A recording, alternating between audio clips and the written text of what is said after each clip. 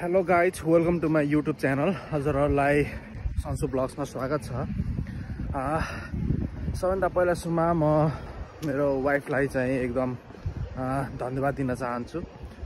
वाइफको through नै मैले YouTube channel चाहिँ स्टार्ट गरेको हो। वाइफले चाहिँ मलाई मोटिभेसन गर्नुभयो, अब युट्युब च्यानल खोल्नु न, नर्मल्ली डेली लाइफमा हुने कुराहरू चाहिँ सेयर गर्नु भनेर चाहिँ उसकै मोटिभेसनले गर्दाखेरि कुराहरूले गर्दाखेरि मैले चाहिँ युट्युब च्यानल स्टार्ट गरेको हो होइन।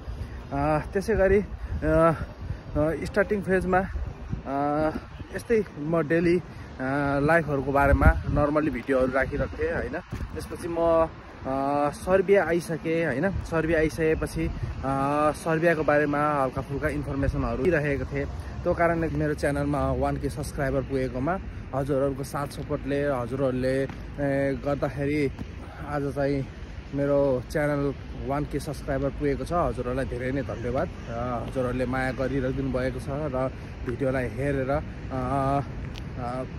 हजुरहरूलाई इन्फर्मेसन दिन पाउँदाखेरि, बेलग्रेड सम्बन्धी अथवा सर्बिया सम्बन्धी इन्फर्मेसन दिन पाउँदाखेरि मलाई धेरै नै खुसी पनि लाग्छ र हजुरहरूले साथ सपोर्ट दिनुभएकोमा एकदम धन्यवाद है। र यसै गरी अब नयाँ आउँदै हुनुहुन्छ, बेलग्रेडमा आउँदै हुनुहुन्छ, सर्बिया आउँदै हुनुहुन्छ भने हजुरहरूलाई पनि एकदम वेलकम छ है। तपाईँहरूको छिटो चाँडोभन्दा चाँडो भिसाहरू लागोस्। तपाईँहरूको धेरै पेन्डिङ भइरहेको छ अहिले चाहिँ सर्बियाको कामहरू, किनकि अब यहाँ पेन्डिङ हुनलाई पनि म्याक्सिमम् के छ भने यहाँको प्राइम मिनिस्टरहरू चेन्ज भइरहेको छ अहिले फिलहालै होइन, रिजाइन दिनुभएको छ। त्यो कारणले गर्दाखेरि यहाँ चाहिँ प्रोटेस्टहरू पनि धेरै चलिरहेको छ होइन। अब यहाँको यावत कुराहरूले प्रोटेस्टहरू चलिरहेको कारणले गर्दाखेरि चाहिँ हल्का एम्बेसीको काम पनि ढिलो भएको हो है। र त्यसै गरी आज सानो हजुरहरूलाई अब जति आउनुभएको छ बेलग्रेडमा आउनुभएको छ होइन, तपाईँहरूलाई एउटा राम्रो चामलहरू, मसला बेसार होइन, त्यो मसला बेसार लगभग नर्मली हामीलाई नेपालमा युज भइराख्ने खानेकुराहरूमा तपाईँहरूलाई यदि चाहिँ थाहा छैन भने हुन, र म पहिला पनि एउटा भिडियो बनाएको थिएँ, तर चाहिँ त्यसैमध्येमा पनि अझै एउटा नयाँ अर्को ठाउँ छ होइन। त्यो ठाउँको बारेमा चाहिँ हजुर दिनुहोस्, एउटा इन्फर्मेसन दिउँ भनेर हजुरहरूलाई म एउटा सानो भिडियो बनाउन राखेको छु। र आज तपाईँलाई कसरी आउन सक्नुहुन्छ त्यो पनि मैले तपाईँलाई भनिदिन्छु है। तपाईँ यदि बेलग्रेडको नयाँ भर्खर नयाँ आउँदै हुनुहुन्छ भने यो मस्कोभा होटल हो है। मस्कोभा होटल हो, त्यसको साइडमा चाहिँ यो कफी बिन भन्ने छ। यो लोकेसन हेर्नु होला होइन। यो लोकेसन हेरेर तपाईँ यहाँबाट तल आउनुभयो भने सिधै है यो चाहिँ जेलेनी भेनेको है। यहाँ चाहिँ तपाईँले हरियो सब्जीहरू मजाले हेर्नु, यो ठाउँ चाहिँ होइन, हरियो सब्जीहरू, सागसब्जीहरू, माछा मासुहरू होइन, र सामान्य कपडाहरू र यो तपाईँको स्याम्पूहरू, नर्मल्ली तपाईँको कपडाहरू सबै पाइन्छ। हल्का सस्तो रेटमै पाउँछ है। यहाँ चाहिँ यहाँ बार्गेनिङ गरेर सक्नुहुन्छ।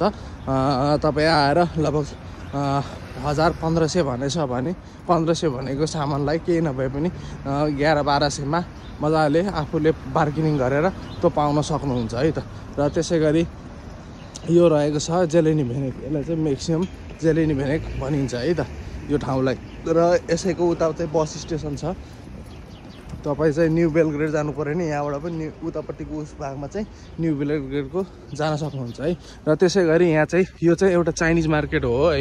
यहाँ चाहिँ सामान्य तपाईँहरूले चाहिएको कुराहरू होइन, लगभग तपाईँलाई म बाहिरबाट देखाउँछु। आज मलाई खासै काम पनि छैन यहाँभित्र जान। र यहाँ चाहिँ हेर्नु चाइनिजको कपडाहरू, चाइनिज सेटहरू होइन, फाटाफुट्टा नर्मल्ली इलेक्ट्रोनिक सामानहरू सबै कुरा पाउँछ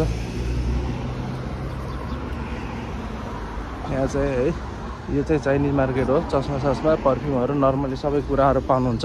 र यही चाइनिज मार्केटको ठ्याक्कै हल्का तलपट्टि हिँड्नुभयो भने है यहाँबाट हेर्न सक्नुहुन्छ।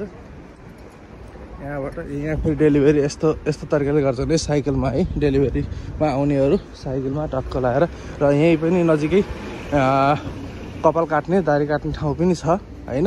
यो त कपाल दाह्री काट्ने, तर चाहिँ यदि हल्का फुल्का जानुभएको छ भने यहाँ चाहिँ कपाल काटेको पनि महँगो छ है त। लगभग 800 रुपियाँ, 900 रुपियाँ, 1000 रुपियाँ लिन्छ। महँगो नै छ। यदि तपाईँहरूले नेपालबाट आउनुहुन्छ भने दाढीहरू काट्नलाई, अब कपाल काट्नलाई 60 भयो भने त भइहाल्यो, मेसिन लिएर आयो भयो, उतैबाट 2000-3000 मा राम्रै मेसिन पाउँछ होइन। तर चाहिँ अब दाढीहरू काट्नलाई यताउतिलाई पनि पैसा खर्च गर्नु पर्दैन। यदि हल्का आफूले मेसिन लिएर आउनु भयो भने एकदम सजिलो हुन्छ। यहाँ चाहिँ एकदम महँगो छ, दाढी काट्नलाई चाहिँ महँगो छ। त्यसैको हल्का तलपट्टि त्यसको हल्का तलपट्टि होइन, त्यसको अपोजिट साइडमा यो पार्किङ छ र उता अलि माथिपट्टि त्यहाँ पिसाब फेर्न जानुहुन्छ नि यो ठाउँमा पैसा तिरेर चाहिँ 20 रुपियाँमा पिसाब फेर्न सक्नुहुन्छ है। आउँदाखेरि पिसाब लाग्यो भने यति टेन्सन भयो भने त्यहाँ आएर पिसाब फेर्न सक्नुहुन्छ।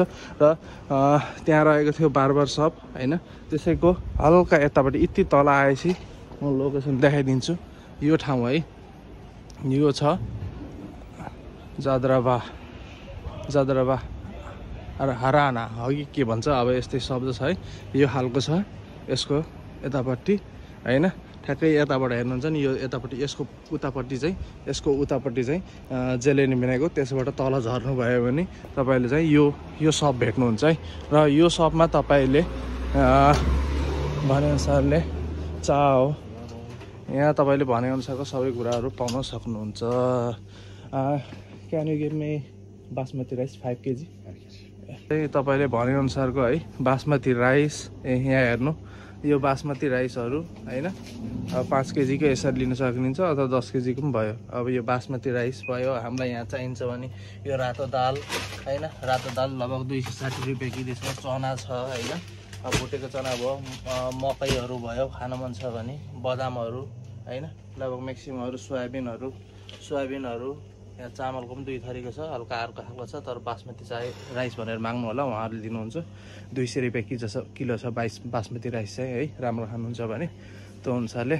अनि बेसार, जिरा, धनियाँ सबै पाउँछ यहाँ चाहिँ होइन। त्यो अनुसारले यहाँ आएर लिन सक्नुहुन्छ है त। मैले यहाँबाट चामल चाहिँ लिइसकेँ है। चामल लिएर निक्लेँ। त्यही हो 5 kg को तपाईँलाई 1000 रुपियाँ पर्न जान्छ। अब थोरै तपाईँले खुल्ला लिनुहुन्छ, 1-2 किलो लिनुहुन्छ भने पनि तपाईँले पाउनुहुन्छ है। यहाँ चाहिँ 1-2 किलो पनि पाउनुहुन्छ। त्यो अनुसारले 200 रुपियाँ रेट छ। र त्यहीँबाट यहाँबाट आइयो यो भन्ने है, मङ्गल सपको साइडमै छ यो सप है, राम्रोसँग हेर्नु होला। र त्यहाँबाट यतापट्टि माथि आइयो भने यहाँ तपाईँले पाउनुहुन्छ जेलेनी भेट्ने मार्केट है त। र यो मार्केटमा तपाईँहरूले यो चाहिँ यहाँभित्र माछामासुहरू पनि पाउँछ है। यस्तै गरी यसको साइडमा सबै माछामासुहरू पसल छ। र त्यसै गरी यहाँ चाहिँ आलु सब्जीहरू, हरियो जति पनि सब्जीहरू छ तपाईँले नर्मल्ली हरियो सब्जीहरू मजाले पाउन सक्नुहुन्छ है। यो अनुसारले पेप्रिकाहरू छ होइन। त्यो अनुसारले हरियो सब्जीहरू, सागसब्जीहरू मजाले पाउनुहुन्छ। टमाटर रहेको छ यहाँ चाहिँ। टमाटर चाहिँ अहिले चाहिँ 120 रुपियाँ किलो छ। काँक्रा छ है। अब हल्का अहिले चाहिँ सस्तो छ है। जस्तो मार्केटहरूमा जानुहुन्छ भने जस्तो तपाईँको मेक्सीहरूमा चाहिँ टमाटरको रेट चाहिँ एकदम हाई छ। तपाईँको टमाटरको रेट चाहिँ लगभग 200-250 को रेन्जिङमा छ।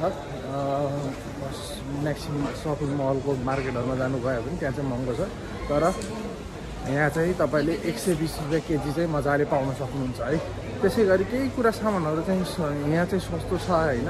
केही कुरा फेरि तपाईँलाई म्याक्सिमम सस्तो पर्न जान्छ। लगभग तपाईँले प्याजहरू किन्नुभयो भने यहाँ चाहिँ हल्का महँगो पर्छ होइन। प्याज किन्नुभयो भने हल्का महँगो पर्छ। तर चाहिँ लगभग 50 रुपियाँ केजी उस छ। लगभग आलुहरू 109 रुपियाँ 110 रुपियाँ किलो छ भने यहाँ चाहिँ आलुहरू तपाईँले हेर्न सक्नुहुन्छ 130 रुपियाँ जति 130 रुपियाँहरू जति पर्छ कि होइन।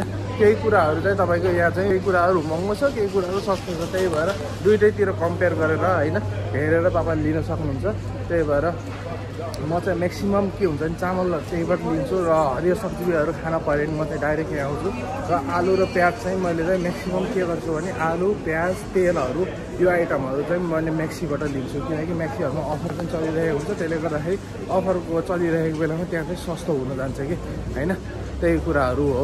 अब फुलकोपीहरू तपाईँले हेर्न सक्नुहुन्छ, फुलकोपीहरू त्यता चाहिँ म्याक्सिमा चाहिँ एकदम महँगो हुन्छ होइन, तर चाहिँ यहाँ चाहिँ फुलकोपीहरू यिनीहरू हरियो सब्जीहरू चाहिँ हल्का सस्तो पर्छ, किनकि यहाँ मार्केट हुन्छ, कम्पिटिसन भएको कारणले गर्दाखेरि हल्का सस्तै नै दिइरहेको हुन्छ कि है त।